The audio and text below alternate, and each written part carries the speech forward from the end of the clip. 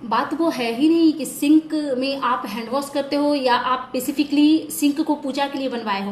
बात यहाँ पे ये उठ रही है कि शिवलिंग को सिंक में डाला कैसे। बात यहाँ पे ये उठ रही है कि भगवान के मुंह पे कॉलिन मारा तो मारा कैसे।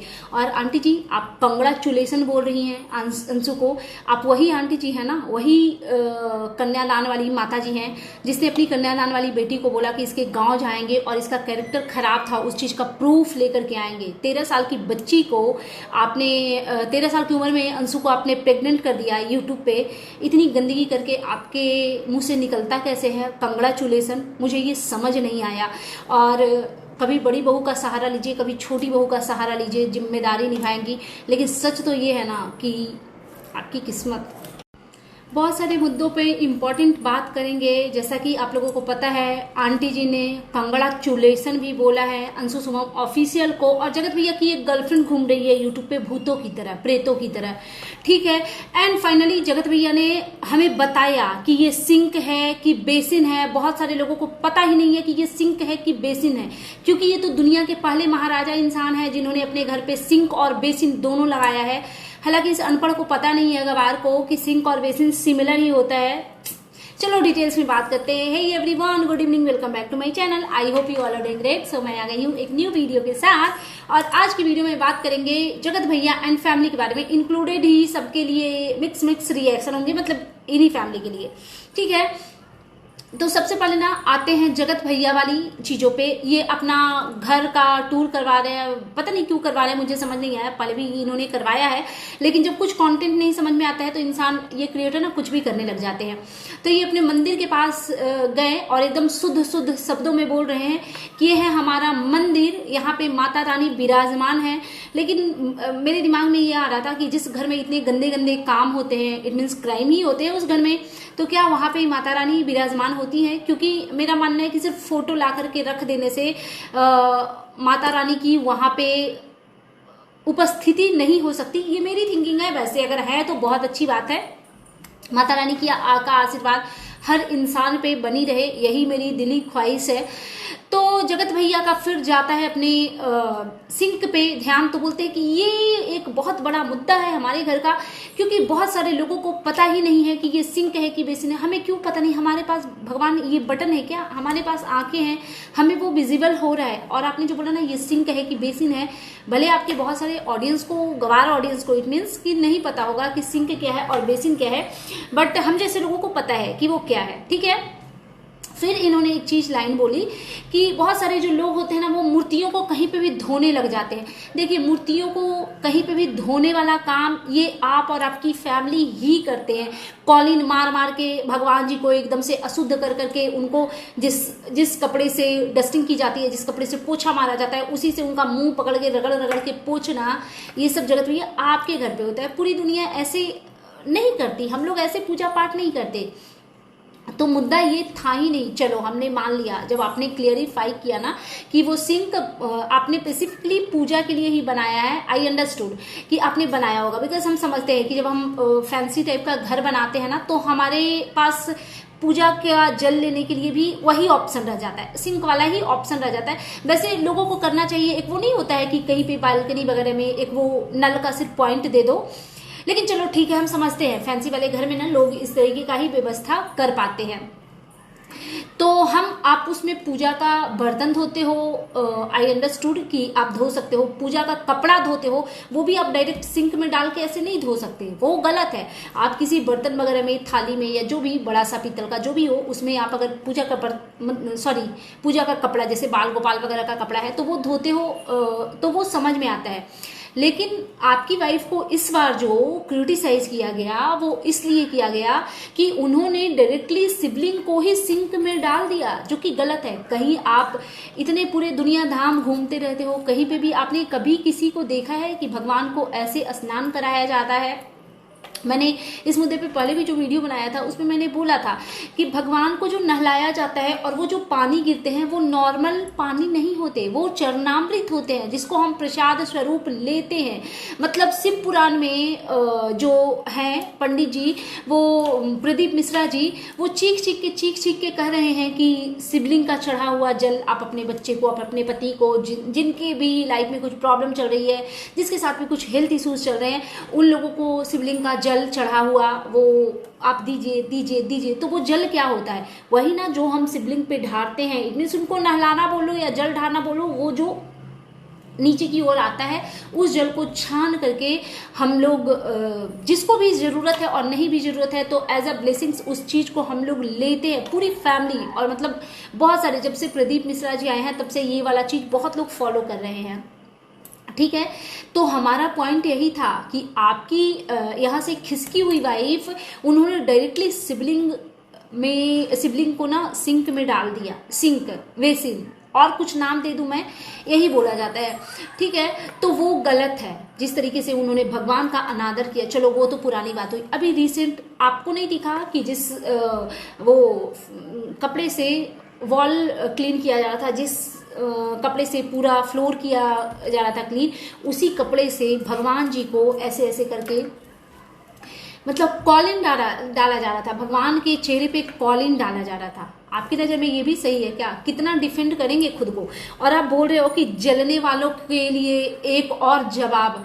आप में ऐसा कुछ है क्या कि लोग जलेंगे आपसे? आप अपनी लाइफ को तो देखोगे किस तरीके से हिल बनी हुई है। पब्लिक प्लेटफॉर्म पे एक दूसरे के साथ एकदम मूर्खों वाली हरकत करते हुए देखते हो और आपको लगता है कि आपसे कोई जलेगा। मतलब गजब की मानसिकता है ना वैसे।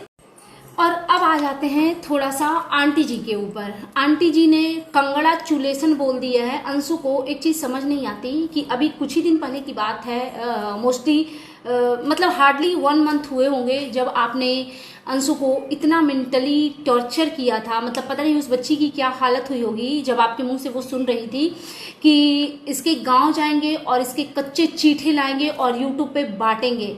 उसके बाद आपका कांग्रेचुलेशन करना बनता था क्या? मतलब ठीक है, अगर आपको इतना ही प्यार था अंशु से, जो कि बिल्कुल नहीं था, वो सब कुछ कंटेंट के लिए था, आई अंडरस्टूड। और अगर इतना ही प्यार था तो आप पूजा पाठ कर रही हैं, आप माता रानी से उसके लिए ब्लेसिंग्स मांग लेती, मन ही मन में मांग लेती। दुनिया को दिखाने की जरूरत नहीं है, क्योंकि एक इंसान किसी को एकदम से जूते से मार के उसके बाद उसको लड्डू खिलाए तो कैसा लगेगा? तो आपने जो कंग्रेचुलेशन जो बोला है ना, वो वैसा ही लग रहा है। और पता नहीं क्यों ऐसा लग रहा है कि जब से अंशु की गुड न्यूज, मतलब इन लोगों को तो खैर पहले से ही पता है, लेकिन जब से ये गुड न्यूज वाली चीजें आई है ना, तब से आंटी जी पोता पोती के लिए कुछ ज्यादा ही उत्सुक हो गई है। पहले तो ऐसा कुछ नहीं दिखा। ये कहती हुई देखी गई थी अपनी वीडियो में कि उसको नहीं चाहिए है बच्चा तो अभी नहीं करेगा, वो काम करेगा, वो ये करेगा, वो करेगा। तो शायद पता नहीं किसी की खुशखबरी इनको हजम नहीं हो रही है। उसके बाद एक वीडियो में आंटी जी ने थंबनेल लगाया, इन्होंने एक थंबनेल लगाया है, धीरे धीरे मेरा जिम्मेदारी खत्म। लेकिन आंटी जी कौन कौन सी जिम्मेदारी खत्म? मतलब रिएक्शंस को गाली देने का जिम्मेदारी तो आप ही का है ना, क्योंकि आप जितने अच्छे तरीके से गाली गलौज कर सकती हैं, आप जितने गंदे तरीके से लोगों को ह्यूमिलिएट कर सकती है, वो शायद बहुएं ना कर पाए। बड़ी बहू तो फिर भी कर लेगी, छोटी वाली के लिए थोड़ा मुश्किल लगता है। हालांकि कर वो भी लेगी 90%, बट 100% आपकी तरह करने में शायद वो सक्षम ना हो, तो वो जिम्मेदारी आप ही उठाइएगा। ठीक है। फिर ये कहती हैं कि इस बार छोटी बहू दे रही है मेरा साथ। वैसे मैं जानना जरूर चाहूंगी कि बड़ी बहू ने आपका साथ दिया कब है? मतलब सिवाय इसके कि चीर देंगे, फाड़ देंगे, क्योंकि आपने उसकी भर भर की बुराइयां भी बहुत की हुई है कि उसने आपको एक कप चाय तक कभी नहीं पिलाया है। शायद आप भूल गई है ना। मतलब हाँ, थोड़ा एज होता है ना तो इंसान का मेमोरी वीक हो जाता है। तो आई थिंक आपके साथ भी वही सिमिलर चीज हुई है। ठीक है। एक चीज बताइए, माता रानी का इतना ये हवा बनाई हुई है, माता रानी ये, माता रानी वो, माता रानी ये, माता रानी वो। आप लोग पूजा पाठ करते हो, आपकी बहू को कोई क्रिटिसाइज करता है किसी चीज के लिए तो आ जाते हो लड़ने। आपको हर एक बात का जवाब देना है। मतलब देखो ना, ये भगवान का चक्र किस तरीके से घुमा है। आप लोगों की पूरी फैमिली के व्यूज कैसे गायब हो गए हैं, देखते जाओ।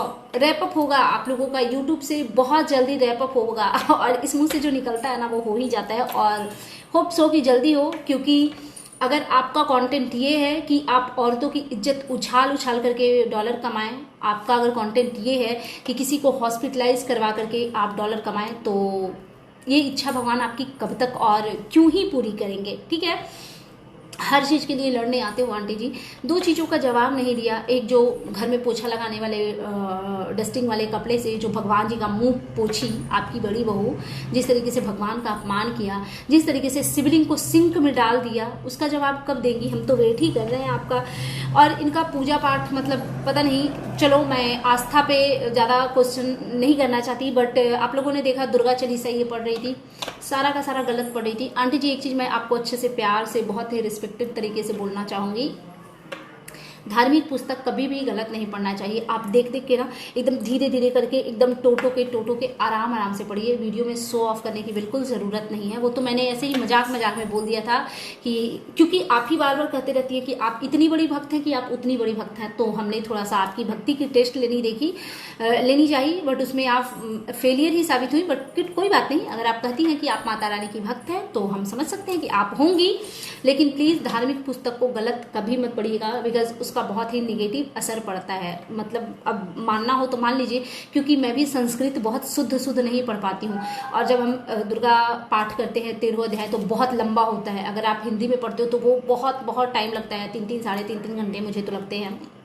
लेकिन वही अगर संस्कृत वाला पढ़ते तो ज़्यादा होता। मैं पढ़ लेती हूँ बट थोड़ा बहुत कोई चीज़ें ना प्रोनाउंसिएशन में मिस्टेक हो जाती है, तो दैट्स वाई हम नहीं पढ़ते कि नहीं हमसे कोई भूल ना हो जाए। तो कभी भी धार्मिक पुस्तक को गलत नहीं पढ़ना चाहिए।